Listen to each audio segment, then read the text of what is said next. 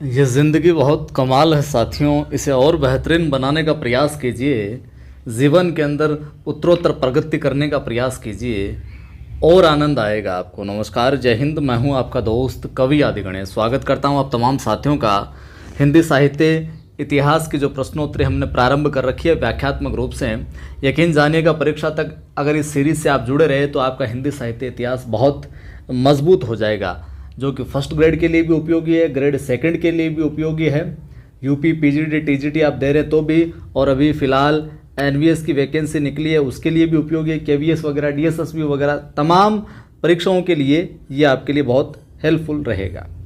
आपको क्या करना है, ज़्यादा से ज़्यादा वीडियो को शेयर किया करें, सभी दोस्तों के बीच में बताया करें उन्हें यहाँ पर निःशुल्क रूप से और बेहतरीन ढंग से जो पढ़ाई करवाई जाती है।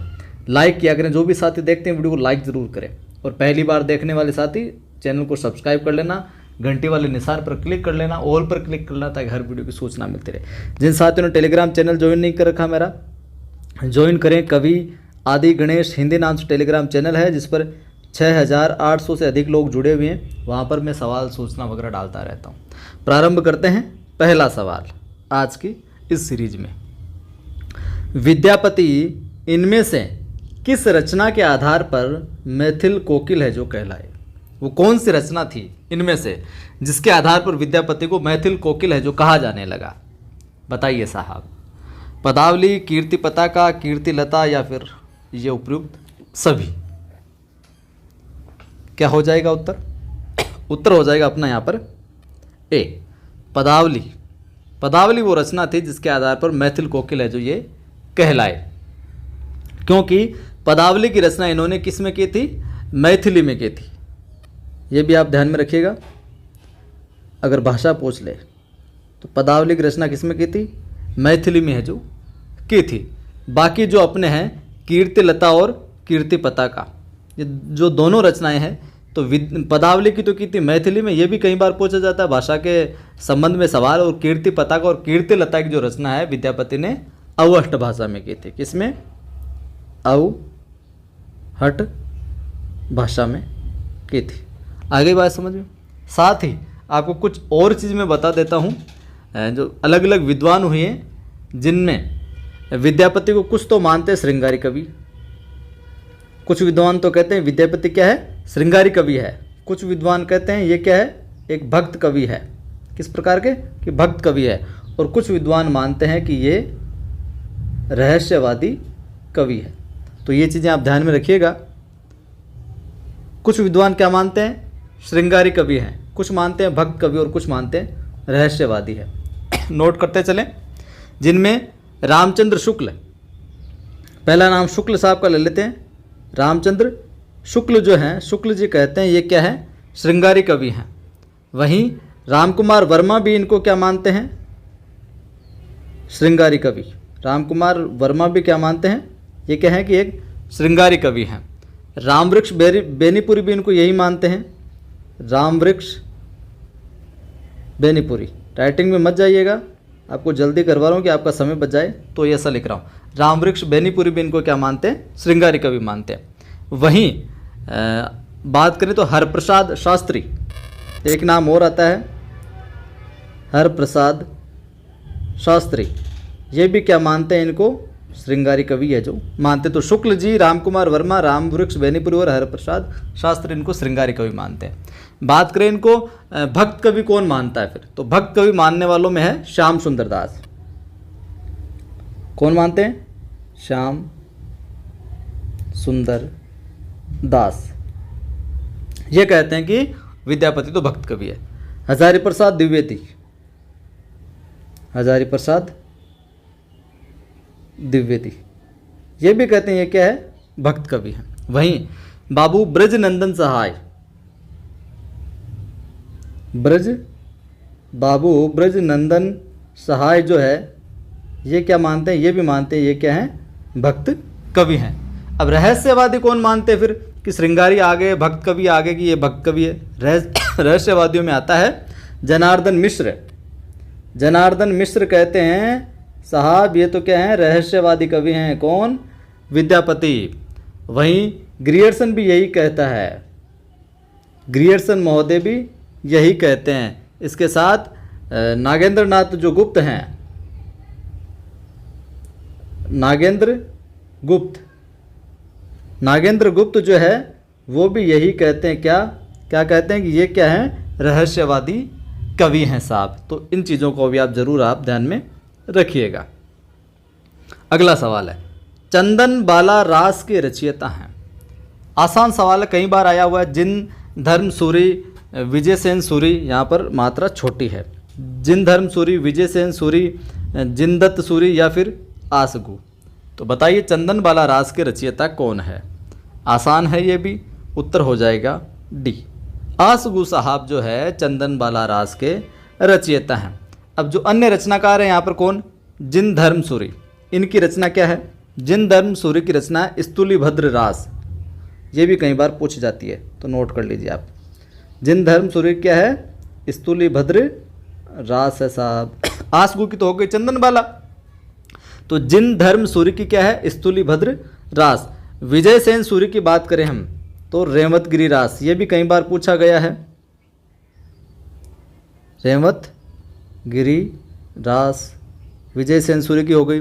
वहीं जिनदत्त सूरी की हम बात करें तो इनकी कई है, उपदेश रसायन रास, उपदेश रसायन रास है, काल स्वरूप गोलक है, चरचरी है, ये इनकी रचनाएं। और आसगु की हो गई चंदन बाला रास, ध्यान में रखिएगा। अगला सवाल है, आसान है, ये तो कई बार पूछा गया। पृथ्वीराज रासों में कितने समय या सर्ग हैं, कितने समयों में या कितने सर्गों में है जो विभाजित किया गया है इसको। तो क्या उत्तर हो जाएगा, उत्तर आसान है, डी हो जाएगा। 69 के अंदर, कितने में, 69 69 में। लेखक चंद्रवरदाई है पृथ्वीराज रासों के, ये सबको ज्ञात है। अब बात करें इसके अंदर, कई बार ये भी सवाल पूछा, इसमें 68 प्रकार के छंदों का प्रयोग किया गया है। ये बात नोट करने लायक है, 68 प्रकार के छंदों का प्रयोग देखने को मिलता है। देखिए 69 तो क्या है, समय या सर्ग है, और 68 प्रकार के छंद इसमें देखने को मिलता है। अगली बात हम बात करें इसमें, तो चंद्रवरदाई का प्रिय छंद भी कई बार पूछा जाता है। तो छप्पाई छंद चंद्रवरदाई को बहुत प्रिय था, तो लिख लीजिए प्रिय छंद। प्रिय छंद कौन सा, छप्पाई। प्रिय छंद हो जाएगा छप्पाई हो जाएगा। शुक्ल साहब ने चंद्रवरदाई को हिंदी का प्रथम महाकवि माना, रासों को महाकाव्य माना है। ठीक है, चलिए अगला सवाल। अगला सवाल है, आदिकाल के किस कवि की भाषा हिंदी के वर्तमान रूप के सर्वाधिक निकट है। यानी कि आदिकाल का वो कौन सा कवि था जो हिंदी की जो वर्तमान भाषा उसके निकट से देखने को मिलती, कहाँ या मिलती, थोड़ी सी मिल रही है। तो कौन सा रचनाकार कवि था, चंद्रवरदाई, विद्यापति, अहदमान, अमीर खुसरो या फिर मुल्ला दाऊद। बताइए साहब। तो आसान है, ये भी कई बार पूछा गया है। उत्तर क्या हो जाएगा, डी। डी में क्या है, अमीर खुसरो साहब। तो अमीर खुसरो वो कवि है जिसकी भाषा हिंदी के वर्तमान स्वरूप के सर्वाधिक निकट है जो देखी जाती है। ठीक है, अमीर खुसरो। वहीं हम बात करें मुल्ला दाऊद के विषय में, थोड़ी सी चर्चा कर लेते हैं, सभी के बारे में देखेंगे थोड़ा थोड़ा। मुल्ला दाऊद क्या है, निर्गुण धारा के प्रेम मार्गी सूफी शाखा के कवि हैं। निर्गुण धारा के मुल्ला दाऊद क्या है, निर्गुण धारा के कौन सी, प्रेम मार्गी। ज्ञान मार्गी और प्रेम मार्गी थे, जो प्रेम मार्गी यानी सूफी शाखा के, लिख देता हूं मैं, सूफी शाखा के क्या कवि हैं। मुल्ला दाऊद ने अवधी भाषा में दोहा और चौपाई में चंदायन नामक कृति की रचना की। मुल्ला दाऊद ने किसकी की थी, चंदायन की। ये भी कई बार सवाल है जो पूछा जाता है, चंदायन की। भाषा की बात की जाए तो अवधी, क्या हो जाएगा, अवधी, कई बार पूछा जाता है, ध्यान में रखिएगा। और दोहा चौपाई छंद में। और बात करें हम रचना काल की, चंदाई नामक जो कृति इसकी रचना काल की 1379 1379 में चंदाई नामक कृति की है जो रचना करते हैं। और मुल्ला दाऊद को रामकुमार जो वर्मा है वो सूफी धारा का प्रथम कवि मानते हैं। कौन? सूफी धारा का प्रथम कवि कौन मानते हैं? सूफी धारा का प्रथम कवि कौन मानते हैं? मुल्ला दाऊद को रामकुमार वर्मा। ये तो मैंने शायद एक बार पहले भी आपको बताया था, रामकुमार वर्मा है जो मानते हैं। ठीक है।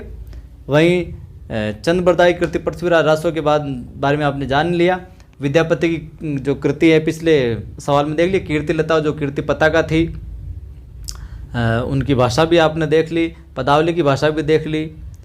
और खुसरो के बारे में तो आपको पता ही है, इसने खालिक बारी, दो सुखने, मुकरियाँ, गज़ल इत्यादि वगैरह लगभग 100 कृतियों की संख्या इसकी है जो मानी जाती है। अगला सवाल देखिए, राहुल सांकृत्यायन ने हिंदी का पहला कवि किसे माना है? राहुल सांकृत्यायन ने हिंदी का पहला कवि है जो किसे माना है? चंदबरदाई, स्वयंभू, पुष्पदंत, सरहपाद या फिर मुंज? बताइए साहब।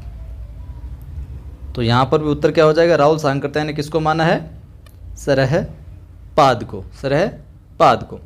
वहीं ध्यान में रखिएगा, इन्हें राहुल भद्र भी कहा जाता है। क्या क्या कहा जाता है? राहुल भद्र, राहुल भद्र भी है जो इनको कहा जाता है।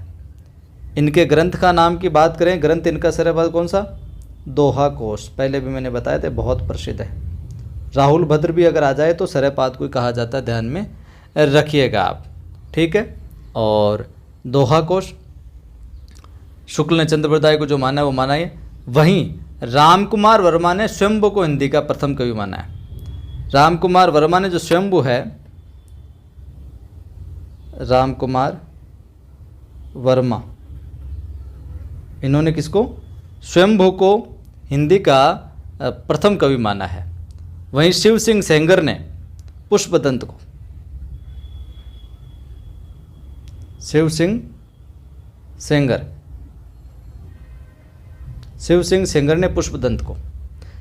सेंगर ने पुष्पदंत को हिंदी का प्रथम कवि माना है। रामकुमार वर्मा ने स्वयंभू को माना है। पिछले सवाल में हमने बात की थी प्रथम कवि रामकुमार वर्मा ने सूफी धारा का अगर प्रथम कवि बात आए तो मुल्ला दाऊद को माना, और वैसे हिंदी का प्रथम कवि माना जाए तो रामकुमार वर्मा के अकॉर्डिंग स्वयंभू है। ठीक है। ये हो गई साहब आज की कक्षा के अंदर अपने बात।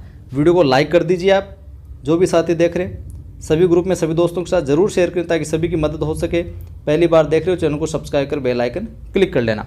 और मोटिवेशनल वीडियो आपको अगर देखने हैं पढ़ाई के रिगार्डिंग, कैसे क्या तैयारी करें, कैसे क्या अपने आप को मोटिवेट रखें, अवसाद से दूर रखें, हमेशा एनर्जेटिक रहें, तो मेरा दूसरा यूट्यूब चैनल है आदि की आवाज़ नाम से।